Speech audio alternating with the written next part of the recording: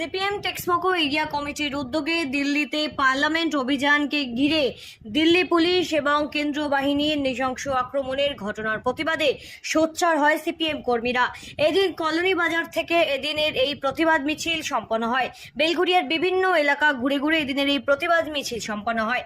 দিল্লির যন্তর মন্তরে এই দিল্লি পুলিশের যেখানে প্রতিবাদ করতে গেলে সেখানে দিল্লি পুলিশের উদ্যোগে লাঠিচার্জ, কাঁদানে গ্যাস ছোড়া হয়, আন্দোলনকারীদের আক্রমণের শিকার হতে হয়।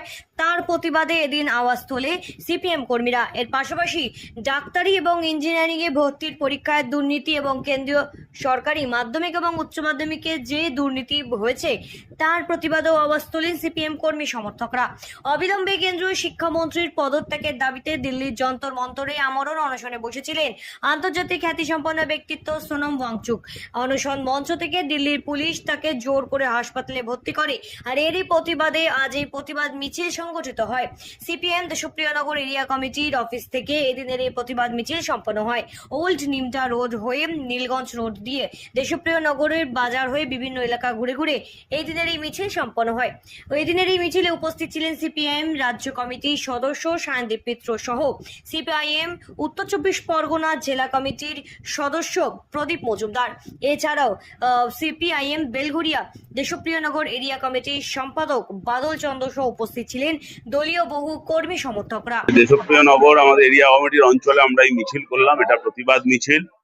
দেখুন, যেরকম ভাবে সোনাম ওয়াংচুককে গায়ের জোরে তুলে নিয়ে গিয়ে যন্তর মন্তরে মানুষের গণতান্ত্রিক প্রতিবাদী এবং সমস্ত দল মত নির্বিশেষে মানুষ যে আন্দোলনে অংশগ্রহণ করেছে, সেই আন্দোলন ভাঙার জন্য রাষ্ট্রীয় ষড়যন্ত্র, বিপুল পরিমাণে পুলিশি ব্যবস্থা, ঢাল, লাঠি, মেট্রোর মধ্যে দরজা বন্ধ করে লাঠি পেটা, এই ভয়ঙ্কর অগণতান্ত্রিক ফ্যাসিবাদী প্রবণতার বিরুদ্ধে গোটা দেশের মানুষ রাস্তায় নেমেছে। আমরাও আজকে ডিওয়াইএফ এখানে সিপিআইএম দেশপ্রিয়নগরে আমরাও রাস্তায় নেমেছি। এই প্রতিবাদ না করলে ভবিষ্যৎ প্রজন্ম ধ্বংস হয়ে যাবে। ইতিমধ্যে 20 জন ছাত্র আত্মহত্যা করেছে। আমাদের দেশে ডাক্তারির পরীক্ষার ব্যবস্থাপনা, সেখানে দুর্নীতি হচ্ছে। অধ্যাপনার চাকরি, অধ্যাপনার জন্য যে পরীক্ষা ব্যবস্থা, সেখানেও দুর্নীতি হচ্ছে। গোটা শিক্ষা ব্যবস্থাকে তছনছ করে দিচ্ছে কেন্দ্রের নরেন্দ্র মোদী সরকার। মানুষের বিরুদ্ধে প্রতিবাদ করতে পারবে না। যদি লাদাখে কেউ প্রতিবাদ করে, সে হবে চীনের দালাল। পাঞ্জাবে কেউ প্রতিবাদ করলে সে হবে খালিস্তানি। পশ্চিমবাংলায় প্রতিবাদ করলে সে হবে বাংলাদেশি। গোটা দেশের মানুষ বিজেপির বিরুদ্ধে কথা বললে সে হবে পাকিস্তানি। একমাত্র এই চোরগুলোকে সমর্থন করলে তিনি নাকি ভারতীয়। কিন্তু যারা প্রকৃত ভারতীয় তারাই দুর্নীতির বিরুদ্ধে গোটা দেশ জুড়ে রাস্তায় নেমেছে।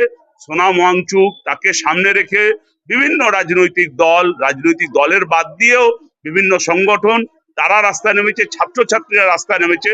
আর সেই গণতান্ত্রিক আন্দোলন ভাঙার জন্য এই যে ফ্যাসিবাদী প্রবণতা, এই যে পুলিশি রাষ্ট্র, এর বিরুদ্ধে গোটা দেশ জুড়ে প্রতিবাদের আগুন জ্বলবে। তারই একটা নজির আমরা দেশপ্রিয়নগরে মিছিলের মাধ্যমে সংগঠিত করলাম। বেলঘরিয়া থেকে মনোজ দাসের রিপোর্ট, সঠিক বার্তা।